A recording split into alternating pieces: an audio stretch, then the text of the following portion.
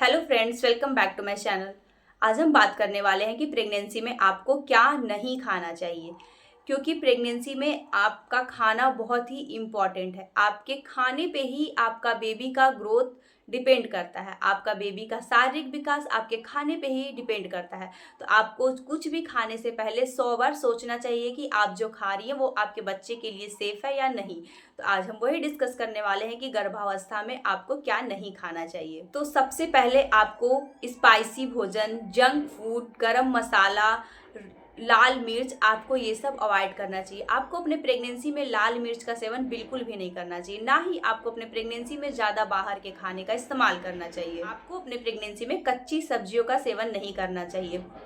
आप उसको अच्छी तरह से उबाल लें, पका लें, तभी आप उसका सेवन करें।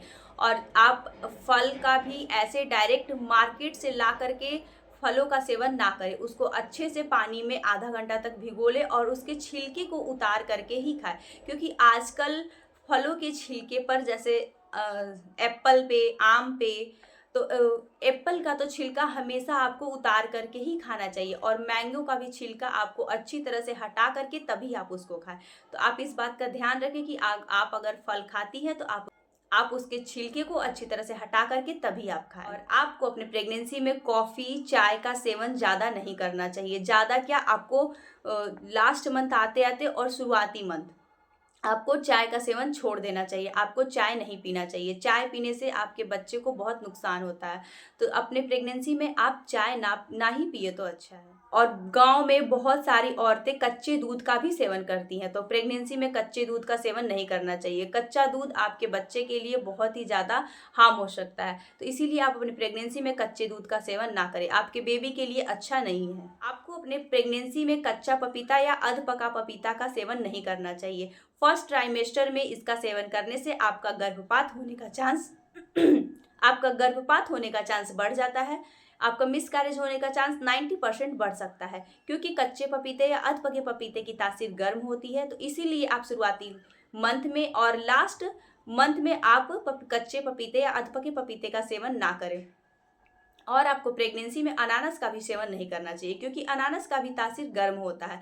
अनानास का भी सेवन करने से आपका मिसकैरेज होने का चांस बढ़ सकता है। और बहुत सारे लोग कच्चे अंडे का भी सेवन करते हैं, तो आपको अपने प्रेगनेंसी में कच्चे अंडे का सेवन नहीं करना चाहिए। और अगर आप नॉनवेज खाती हैं तो इस बात का ध्यान रखें कि वो अच्छी तरह से पका हो, तभी आप उसका सेवन करें।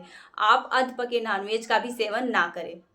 और सबसे इम्पॉर्टेंट बात, वैसे तो हमारे भारत की लेडीज़ ये सब नहीं करती हैं, लेकिन 5% ऐसी हैं जो एल्कोहल और स्मोकिंग का सेवन करती हैं। तो आप अपनी प्रेगनेंसी से पहले ही आप एल्कोहल स्मोकिंग छोड़ दें। अगर आप प्रेगनेंसी प्लान कर रही हैं तो आप एल्कोहल स्मोकिंग का सेवन करना बंद कर दें, क्योंकि एल्कोहल और स्मोकिंग के सेवन से आपके प्रेगनेंसी का चांस बहुत ही कम रहता है। आपका कभी फर्स्ट, सेकेंड या थर्ड मंथ में मिसकैरेज होने का चांस बहुत ज़्यादा रहता है।